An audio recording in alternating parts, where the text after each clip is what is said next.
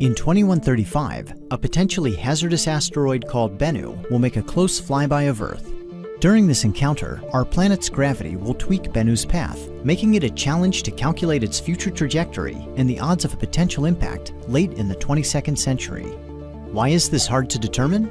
Well, we know how gravity works, but there are still uncertainties in Bennu's trajectory that will be magnified by the close encounter.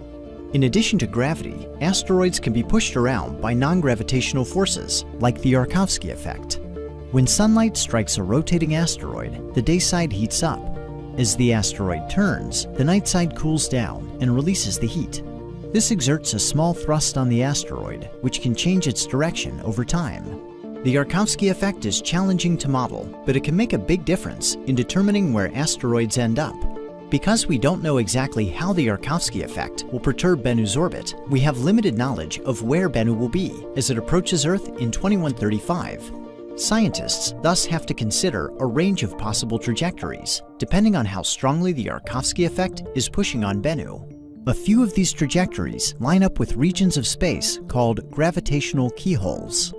If Bennu were to pass through a keyhole, Earth's gravity would bend its path in just the right way to cause an impact on a subsequent orbit late in the 22nd century.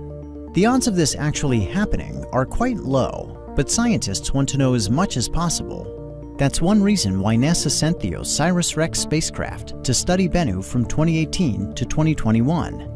OSIRIS-REx greatly improved our knowledge of Bennu's position, density, thermal inertia, and other properties that can influence how its orbit will evolve over time.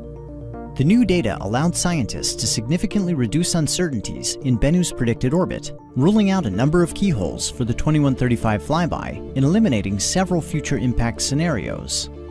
While Bennu remains a hazardous asteroid, we can now make better models of its orbital evolution thanks to OSIRIS-REx.